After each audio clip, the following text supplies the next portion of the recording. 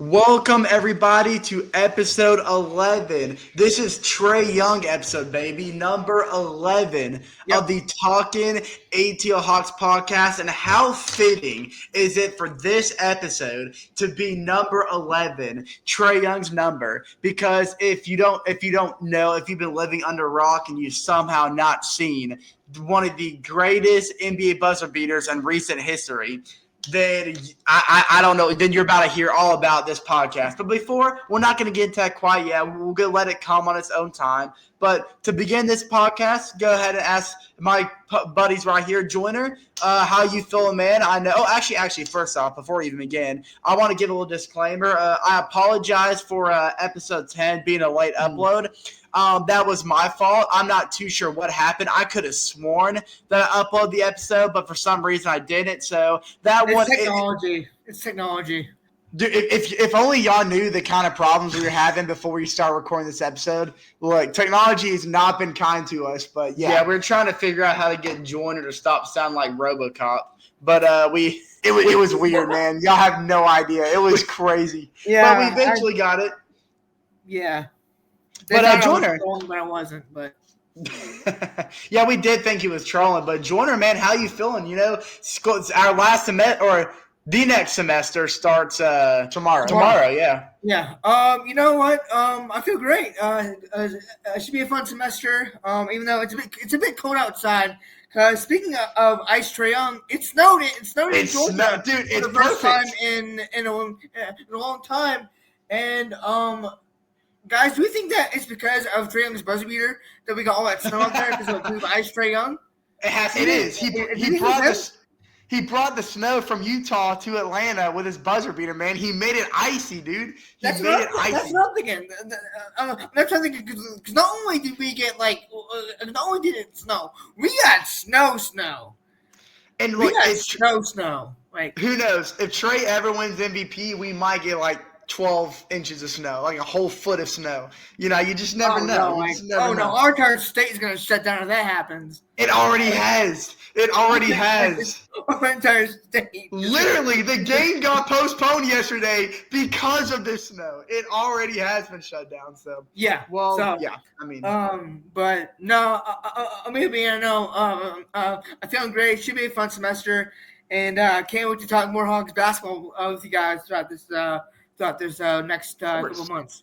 absolutely. And of course, we still have that Hawks and Raptors game coming up very shortly, where we'll get to see the best dick in the NBA in person.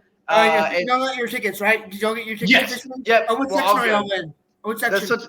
That's such a crazy sentence, by the way. It's true though. I'll send you a screenshot when the episode ends and let you know what we're saying. Okay, yeah, sounds good.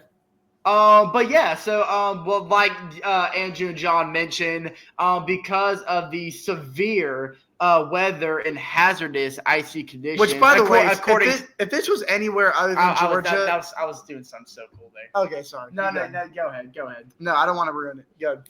Let's start out. Pretend you didn't hear that.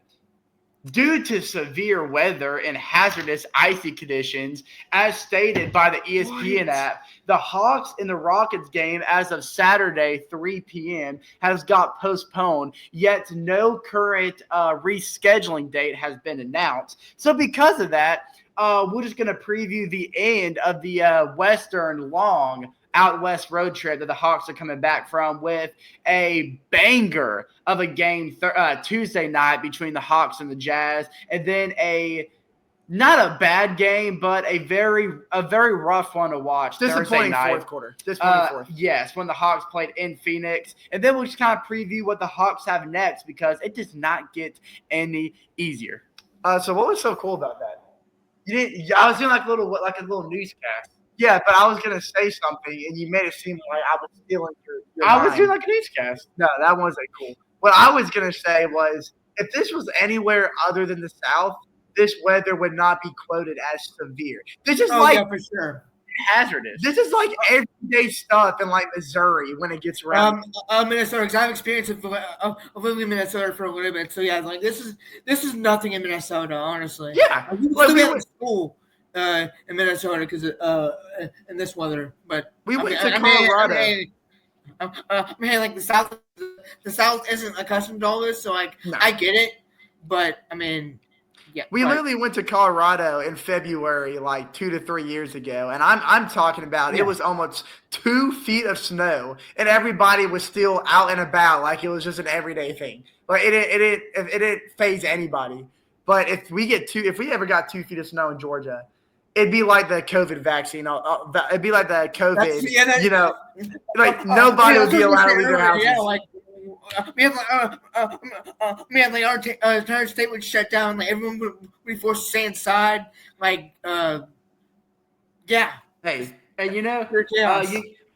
you made a good point, John. You know, the South is just not accustomed to snow like this. But what they are accustomed to is Trae Young terrorizing the various fan bases of the NBA. And he just added the Utah Jazz to his menacing list. But before we even begin to talk about how the Hawks won this game, just a quick little breakdown.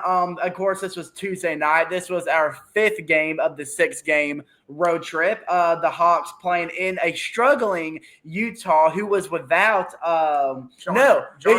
they were without John Collins, almost without former Atlanta Hawk. Former Atlanta Hawk, you know, we all miss John the Baptist and his time in the A, and they were almost without Lauri Markkanen, but he was a game time decision, and I'm gonna say unfortunately they allowed him to play because what a game Lauri Markkanen had in 31 minutes. That's what you missed somebody important too. They also had no Keontae George, who's been averaging 15 points this year. So that was a very big missing piece for the Jazz in this game. But yeah, Lauri Markkanen, though, 11 for 21 in 31 minutes. He shot 8 for 15 beyond the arc, racking up 35 points. Didn't do much other than that. He only had 2 rebounds and assists. He had 4 fouls to go along with it, but he was a major factor in the Jazz almost pulling off an upset against the Hawks. This was not undoubtedly. I'm sorry. Well, this was the best game Lauri Markkanen's had since that game he had back in Chicago where he had like 42 points. Ever since that game, he's never had a night like he did Tuesday night in Atlanta, and of course that was accompanied by his counterpartner Colin Sexton, who had 24 points, shot 7 for 16 as well, and then a guy who's been under the radar all year is Walker Kessler, who had 21 points, shooting 8 for 11. Walker Kessler is probably the happiest man in America because not only is he having a very solid season this year, but his girlfriend, cheerleader from Auburn, just won Miss America. So can we give a shout out to Walker Kessler, who's not only balling on the court, but he's balling in the bedroom. We'll give it up for Walker Kessler for his girlfriend winning Miss America. No. Give it up for his girlfriend winning Miss America. That's a big deal. That's a big deal. I'm just saying I'm happy for Walker Kessler because he's getting paid millions to do what he loves, and then he gets to quite literally do what he loves. It's crazy. He's what we all inspire to be, man. Like he's such an inspiring guy. That's all. That's why. Sure, whatever. Yeah, right. Good for you, Kessler. We're all proud of you. But Joyner, balls man, are all over America. Joyner, man, can you please get Andrew to stop talking? And can you let the world know go through the Hawks roster? Who were some notable Hawks performers in Tuesday night? Because this was really a definition of team basketball here. I mean, you said notable. I don't think I can do that. I think the entire team did pretty well. I guess the only one who had a stinker was Kongwu, who only shot 1 for 5. But I mean, like if one guy has a stinker and the rest of the team does fairly well, like can you complain? Yeah, you can't complain. Like Trae Young had. Trae Young led the team with 24 points, and again 20 assists. And other than that, no one else really stood out like scoring wise. The rest of the roster did. A pretty pretty decent. I mean, like Zachary had 14, Capella had 18. Vitt, who was starting for Johnson, who's been out for the past few games. Prayers up to him. And then Dyson had 16 points. Yeah, I mean, I don't think I can point out a single person that did like stood out in this game. I don't think I can do that. And that's very important what you know. Going into this game, even though the Hawks have struggled on this road trip, the one thing that has stayed consistent is Trae Young has been playing his best brand of basketball. And it's just been issues defensively on transitions, closing out, backdoor cuts, just really lack of defense in the paint, and then some teammates not really stepping up to the plate is the reason why the Hawks haven't been getting the results that they've wanted. But Trae Young he's been laying it all out on the court. And Colin Sexton knew this going in, which is why his matchup with Trae Young was kind of full with a lot of energy. And the energy was really brought out of Sexton when there was a really bad missed call. Colin Sexton went in for a layup, got slapped in the face by DeAndre Hunter. There was no foul call, and that really sent Colin Sexton through the roof. I mean, he had a very heated transaction with the ref. The ref was kind of nicking back and forth with the Jazz bench, and then the play right after, Colin Sexton got the inbound and got a huge and one on DeAndre Hunter, screams in DeAndre Hunter's face, and then Trae Young kind of intervenes like, hey, don't be screaming in my teammate's face. And then it really starts this big, chipping fest back and forth with Trae and Colin Sexton. It was a really good, heated, physical point guard battle. And like Chase said at the beginning of the episode, or the beginning of this breakdown, Colin Sexton and Trae Young both putting up 24 points. But it's Trae Young's 20 assist night to his 2 turnover ratio that really resembled a Utah great, John Stockton. It was that kind of game that Trae brought to Utah, but except it wasn't John Stockton balling out for the Jazz. It was Trae Young balling out for the Hawks. In Stockton's territory, though. In Stockton's court. And then Trae Young was really complimented by Vitt. Vitt really hit some very clutch threes, especially down the stretch in that fourth quarter to finish out his 13-point night. And the Dyson Daniels put up 7 assists, 6 rebounds, along with the 16 points, had 2 steals and 2 blocks. There's no question that Dyson Daniels was very effective, like he always has been on the defensive side of the ball. I do want to comment on Dyson Daniels because I remember the last podcast or the last episode of this podcast when we were breaking down that Clippers and Lakers back-to-back in Los Angeles. We really made a note of how Dyson Daniels defensively has been the same, but offensively his shot's been a little off. He hasn't been as effective on the offensive side of the ball during the start of this out west road trip. So it was really nice to see him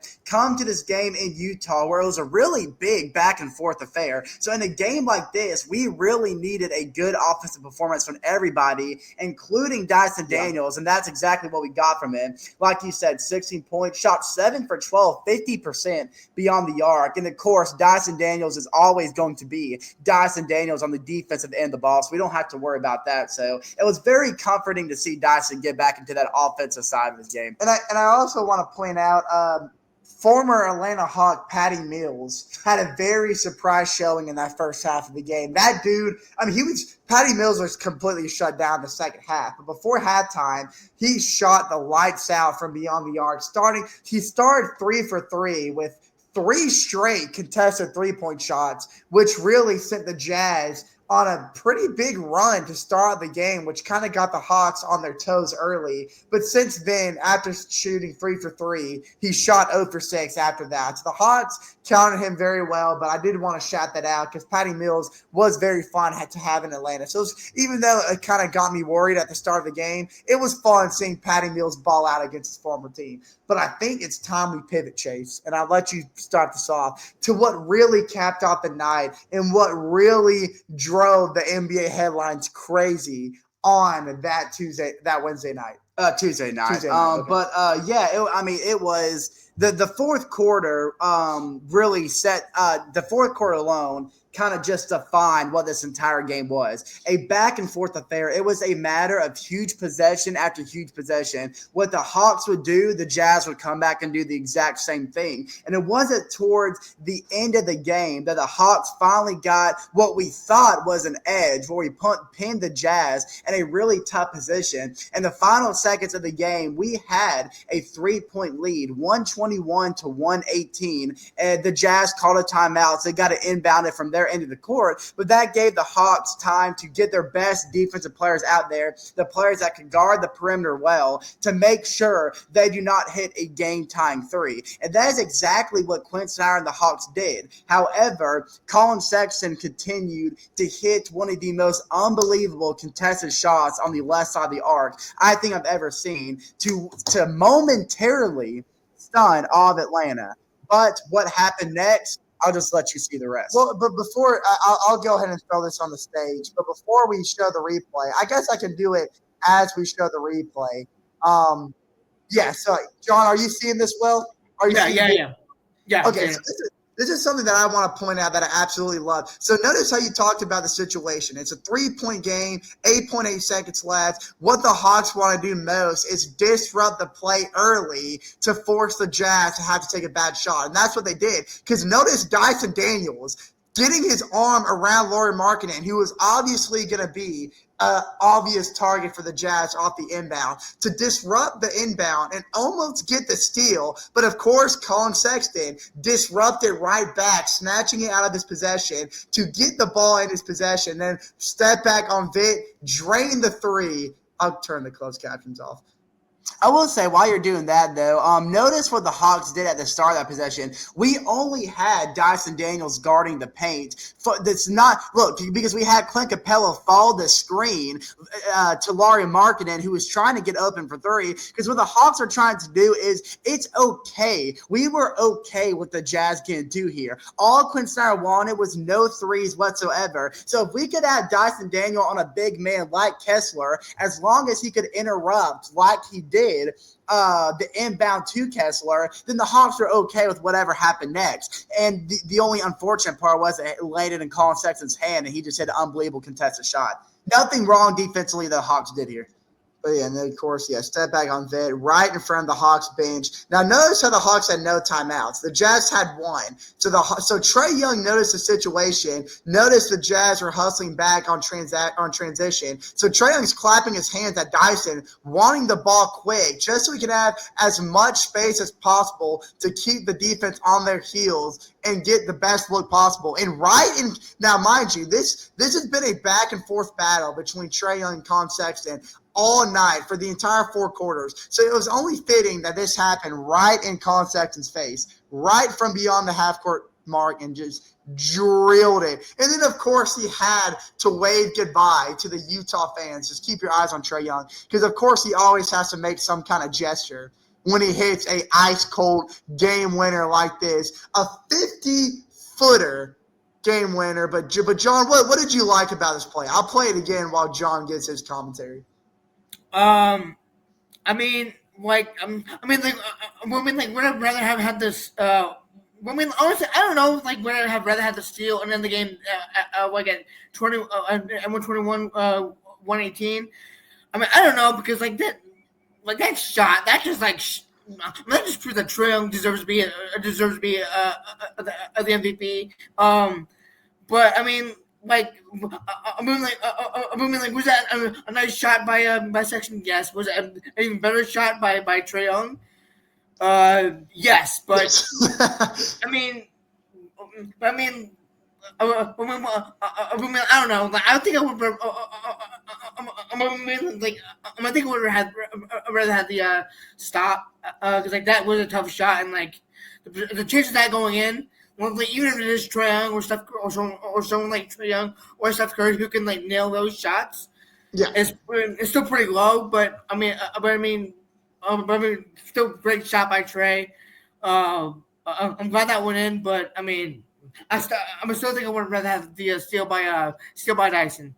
I remember Yeah, I remember Chase and I watching this game, and as soon as Colin Sexton hit that three, I mean, our jaws were kind of at the floor, just already anticipating Hawks having to battle back off that shot from Colin Sexton to somehow get a win in overtime. We were already accepting Yeah, overtime because what are the yeah, probability of the Hawks knocking this in with no timeouts? But as soon as Trae Young called for the inbound and heaved that shot up, me and Chase, as soon as Trae Young got that shot off, me and Chase immediately, kind of paused for a moment because we were all, talking about how you got to be kidding me. We're going to overtime again.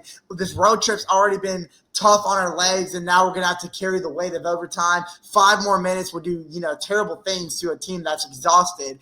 And as soon as he pulled the shot up, me and Chase just looked at each other and froze for a moment because we knew that had a chance of going in. And when it did, we absolutely lost our minds. Speaking of yeah. being exhausted, I I think think we all lost our minds there. I think we all lost our minds. And guys, before we move on, how did we not bring up that Quinn also was coaching against his former team? In Utah, yeah, his former home for sure. I know that was a special occasion. Long time home as well. I think he was in Utah for like 8 years or something like that. And so, and he had a lot of good success there. Brought Utah to the playoffs multiple times. Even had a semifinal run in the Western Conference just a few years back, before they were eliminated by the Clippers. Hard not to do when you have Donovan Mitchell and Rudy Gobert. Though. But I do want to say though, I want to comment on the fact that when Andrew's like, this road trip's been tough on our legs. We're tired. We couldn't handle overtime. I think the most comical part about the whole thing was when the Hawks posted it on Instagram. We love to make fun of Clint Capella, which no mistake. Clint Capella had a fantastic performance against Utah. But we always make fun of Clint Capella for being lazy, rightfully so. And when the Hawks posted the players' reactions to the buzzer beat on Instagram, they got Clint Capella's commentary on the mic, and all Clint Capella said was, "Trae Young, thank goodness for hitting that buzzer beater. I was not ready for overtime." And I'm like, I am glad to know that our starting center, if any case of us going to overtime, I'm glad to know that you are not ready, Clint Capella. You know how much that comforts me that you are an NBA player and that if you had to play 5 more minutes of basketball, bless your heart because you are not ready for 5 more extra minutes. I was honestly ticked off when I heard that. But then I was like, you know what, Clint Capella? I'll let you off easy today. You had a really good game. John, I want to ask you a question, though, because while we're on the topic of Clint Capella, I saw a potential trade rumor that was floating around between the Hawks and the Clippers. And when I saw this, I meant to send it in the group chat, but I kind of saw it at a busy time, so my mind got occupied and I just completely forgot about it. But I want to know your thoughts on it now. There's rumors. I don't know how true these rumors are, but the fact that there are rumors makes me excited enough that the Hawks were in talks to ship Clint Capella to the Clippers and in return get PJ Tucker and Terrence Mann. I would absolutely fiend for that trade. Make it a Okongwu our official starting center. But how do you feel about it? I mean, last time I said I wanted someone traded, they did someone well, which was DeAndre Hunter. Like everyone knows, when we started this podcast, I wanted DeAndre traded, but now he's balling for us. So, should I say I want him gone and then have him start dropping 40 each game? Actually, yeah, say that. Go ahead and say it. Okay. That way Get out of Atlanta. We want you. We want you out. Now he's going to turn into prime. Please start dropping 30 and 20 rebounds a game. We would love to have you. He's still here in Atlanta, even though you're a bit on the older side, and I think we do need to start saying okay, we took Okongwu early in 2021 with the I think the 10th pick. I think it was. Yeah, I think the 10th pick. It was early, very early. Almost one of those. It was a lottery pick for sure. But it would be nice to start Okongwu, but Capella is still showing flashes of that prime Capella. It was when he was with the Rockets and back with James Harden and Yeah, so I mean, but do the Clippers need Capella though? I mean, they got Zubats. They Zubac's got very Zubats. good. He's Yeah, they very got. good. I mean, do the Clippers need Capella? I don't think so. I wonder if they want someone coming off the bench, because that's where they're lacking a big man, is on the bench. Because when Zubac's off the court, they don't really have a big man to support him, and that's really where they get attacked inside. And I will say, Clint Capella, just a little warning, Clippers, he's not the toughest guy when it comes to inside scoring, but he definitely would make a bigger impact than what the Clippers are dealing with right now. And I think the main emphasis on the trade is that the Clippers' rebounding numbers drop drastically when Zubac's not on the court. And if there's one thing that Clint Capella consistently does well, despite his soft tissue, is that he's great off the glass. He can protect the rim and he can get rebounds. And I think scoring is not what the Clippers are concerned about. They just want a guy that can protect the glass and get the rebounds that they need when Zubac's not on the court. Right. So I think it's a trade that is weighted pretty equally for both sides. So I guess with that being said, though, Joyner, I'm actually going to let you go ahead and lead this one off. Sorry, my phone froze a little bit. But yeah, so, the Hawks, huge buzz, which I want to go to mention. That was Trae Young's buzzer beater was either the second or third deepest NBA buzzer beater in the past decade. And I want to say it was the second longest, right behind the Pelicans full court buzzer beater against the Thunder. Who hit it? I can't remember. Monte Ellis, maybe? It might have been. Do you know what I'm talking about, Joyner? Wasn't that Davis? No, it was the one against the Thunder when Shai Gilgeous hit that ridiculous three to tie it, and then it was a big man. No, it wasn't a big man. No, I think it was Monte Ellis. I can't remember. I thought that was Anthony Davis. No, I know which one you're talking about. I know which one you're talking about, Joyner. It's not that one, but I do know which one you're talking about. I think Andrew's going to try to figure it out. But while Andrew's figuring that out, Joyner, I want you to go ahead and start breaking down the game that happened Thursday night when the Hawks traveled down to Phoenix to officially. It was Devontae Graham. That's who it was. Yeah, okay. Not Monte Ellis. Excuse me. I don't even think Monte Ellis was on that team. I don't know why I said that. He might have been. He's been everywhere. So the Hawks went to Phoenix Thursday night to conclude this horrific 6-game road trip. And this was a game I was very confident in. Now, of course, by eye, the starting lineup for the Suns looks beautiful. Kevin Durant, Devin Booker, and then to add Bradley Beal coming off the bench. The only thing, but the thing I was comfortable about was the Hawks are coming off a game offensively where the whole team contributed. But then on the Phoenix side of the ball, they were in a downward slide. And the reason being was Kevin Durant and Devin Booker were having to be the heavy load for the Phoenix Suns. And their bench depth was just weak. They were getting no production off the bench like the Atlanta Hawks were, which is why they put Bradley Beal on the bench to add some depth to the 6 through 11 spots that were really struggling. But with that reason being, I was thinking, well, if the Hawks play another game of team basketball and the Suns continue to struggle off the bench like they've been doing, I don't see any reason the Hawks should lose this one. And it was a great game. It was a great game. The Hawks were always in it, but it's always that third quarter that kills the Atlanta Hawks. But Joyner, I'm going to leave this to you. I want you to kind of just break down what went wrong in Phoenix Thursday night. Well,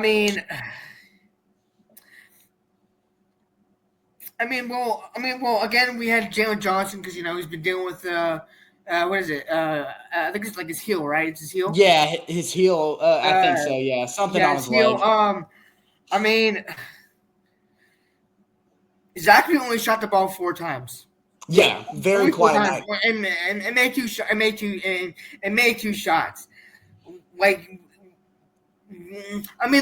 give him the benefit of the doubt because he's a rookie. He doesn't need to be taking these 15 shots a game or whatever he's been taking. But a little more than 4 though. Yeah, a little more, maybe around 8 or 9.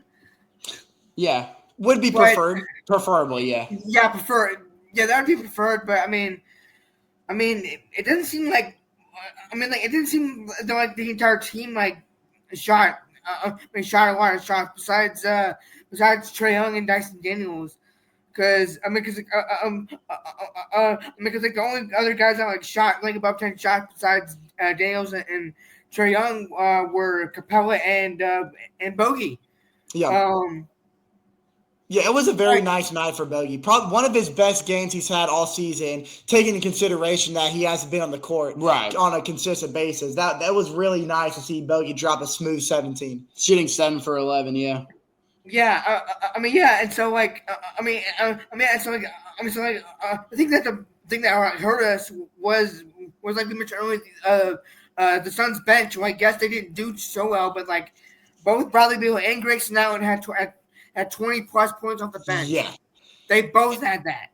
And I gotta say, Chase, I know you were talking about Bradley Beal and his main purpose of coming off the bench for the Suns, and he did just that, dropping 25 and 7 rebounds on their plan worked. Very efficient 11 for 16 shooting night. But Grayson Allen, John, you said it, missing one shot the entire night. Now, I don't know if you know this, John, but for people who know Chase and me and Chase absolutely despise Grayson Allen. And it has nothing to do with him in the NBA. So me and Chase are big Florida State basketball fans. And when Grayson Allen was playing basketball at Duke, he was the most unlikable piece of crap because he I don't know if y'all know this, but for those who don't know, Grayson Allen has always had a factor to his game where he's constantly more. This is more so a college problem than it is an NBA, but we've seen it a little bit in the NBA. But he is a dirty defender. He will intentionally take out your legs. He injured one.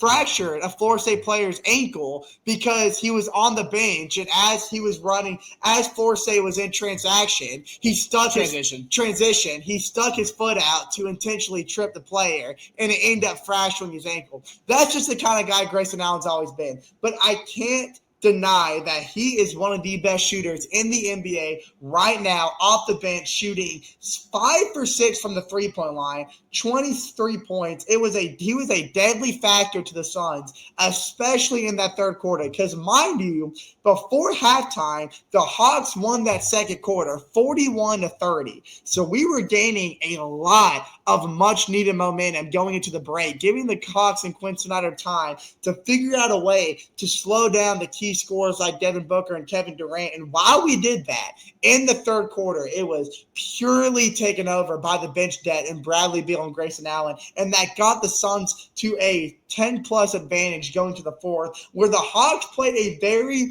competitive fourth quarter. In the final 3 to 5 minutes, the Hawks had their chances to slowly get their way back and find ways to make it a tied ball game, to give ourselves a chance. But like you said, when Bradley Beal, Kevin Durant, Devin Booker, when any of those three have the ball in their hands, it is hard to buy a stop. And the Hawks just couldn't do that down the stretch. And it's always that third quarter off the break. We had our game plan set, but the Suns also had theirs to factor what we were looking at. And it resulted in a Suns win. And now we're back at 19-19. Had a chance this past Sunday to get a big anticipated matchup against a young Houston Rockets team that's been doing phenomenal work in the Western Conference. But because the roads were icy, we weren't able to see that matchup. And now we have to wait for the rematch against the Suns on Tuesday night, which will be our next game. But, me and Chase were talking about this, John. While it does suck as a Hawks fan to not be able to watch the Hawks and Rockets game on Sunday, coming home from this long and draining road trip, a few days of extra rest before the Suns game, it's kind of like a blessing in disguise for this Hawks team. It gives us more time to breathe, regroup, and resurface ourselves before. Because now, mind you, once we play the Suns, we go back on the road for 3 more games against the Bulls, Celtics, and Knicks before coming back home against a really good Pistons team. So just because we're coming off the road trip doesn't mean the grind can slow down a bit, because we still have to be full pedal to the metal for these next upcoming matchups. They are tough. Well, Bob Rathbun and Dominique were kind of talking about it during the Suns game when they were previewing our upcoming homestand, and they kind of questioned why are we playing on a Saturday at 3 o'clock, coming off a long 6-game road trip out west, the other side, all the way across the United States from home? And they're talking about, they're like, when's the last? They asked each other, like, do you remember the last time the Hawks played an afternoon game on a Saturday? They're like, no, I can't tell you. They're like, so why in the world are the NBA going to schedule the Hawks to play at 3 p.m. in the afternoon, knowing good and well they are out west, miles and miles from home, playing 6 games in a row? Like, that just offers the Hawks little rest. Because as soon as they get home, they can get right back in training, right back in practice, and then wake up early on an early afternoon to play a 3 p.m. game on a Saturday, which was a little interesting. I had to agree with Bob Rathbun and Dominique Bell. Not too sure why the NBA would allow that to happen. So to agree with your point, Andrew, I think this game getting postponed, and for the sake of the Atlanta Hawks and their rest and their physical stability, I think this was a blessing in disguise. And mind you, we only have 9 home games in the entire month of January, and one of them is going to be on a 3:30 Yeah, tip-off. It's weird. January is not a favorable month for the Atlanta Hawks. No. But John, what do you have to say about the upcoming stretch for the Hawks? Well, I mean, I only see two true road games because we're going to New York in one of them. We're going to MSG. So is that really a road game? Is that really Trae a road Young game? is back at home, baby. We're Hawks It doesn't feel fans. like it. We're Hawks fans. Come on. Of course. That may be a home game. That's like an Airbnb game. Yeah, the Airbnb game is crazy. I mean, It's true. Come on, You're right. come on now. But I mean, the Bulls. I mean, y'all know more about this, like Hawks Bulls, like rivalry or matchup more than I do. Because y'all go to y'all go to the Bulls games with your friend, so like y'all can speak on that. But like this Celtics game scares me, and the reason is because we beat them twice already. One without Trae Young. Yeah, one without Trae Young. They're gonna come for our throats. They're gonna. And they're coming for blood this time. Like, yeah, you're right. So, you're absolutely right. I mean, like I could see us like dropping the Celtics game, but I could see us beating the Bulls and the Knicks, obviously, because we're playing Madison Garden. I would like to say we beat Chicago, but the Hawks never play good in Chicago. It doesn't matter how lopsided and now the Bulls' record is not far behind the Hawks at 18-20. But no matter how lopsided the teams may look, the Bulls always get after the Hawks in Chicago. I've never been one to understand it, but Chicago has just not been a friendly place for the Hawks. And I will say, this is true, not just in the NBA. This is true in any professional league. This is a narrative you always hear, and it's because it's true. This defines your season. When you're facing a tough part of your schedule, they always say the best way, because when look at the 3-game road trip, you got in Chicago, in Boston, in New York, and yes, it's a tough 3-game road trip, but the Hawks are going to win at least one of those games, if not 2, and if they want to get hot, they might win all 3. But regardless of how many games the Hawks win here, look at our upcoming homestand right after. We host the Pistons. Now the Pistons have been playing some really good basketball, which is shocking to me because Jaden Ivey, the guy from Purdue they got 2 years ago, has had a fantastic sophomore season, and he was having an incredible year with Detroit until he had that really tough season-ending injury, which just broke my heart because he's been having an amazing season. But despite that injury, Cade Cunningham, Malik Beasley, they are playing some fantastic basketball, and that's a big reason the Pistons are above the Hawks in the standings right now, and in fact, they have a winning record at 20-19. But the Hawks always play good against the Pistons. And then right after that, we got the Raptors back-to-back Thursday night. And then, of course, the game we'll go into on Saturday night. And the Hawks. No, we're going to Yeah, other way around. Sorry. Yeah, we're going to win Thursday. Yeah. Yeah, sorry, my mistake. Going to one Thursday night, and then we got the one Saturday night. Yeah. My fault. Yeah, and then of course, we just saw the Hawks go play in Toronto, and they dominated the Raptors on the road. And there's nothing about the Raptors roster that scares me. Even a full healthy Raptors team that makes me not think the Hawks will win back to back. And I know you can say where the Hawks lost back to back to the Wizards earlier in the year, but this is not the same Atlanta Hawks team. But the thing is, with that big, hard 3-game road trip the Hawks coming up, if you can get 1 or 2 out of that road trip, that means you have to come home and you have to take care of the teams that you're supposed to beat. And the Pistons and the Raptors, though the Pistons are ahead of the Hawks in standings, I'm going to list them as a team the Hawks are supposed to beat. Raptors especially. Pistons are tough, though. I don't know if that's a team. Well, let me finish my point. So if the Hawks can take 1 or 2 from this road trip and come home and take care of business against these teams they're supposed to beat, then the Hawks they'll take care of themselves. The Hawks will be in perfect standing.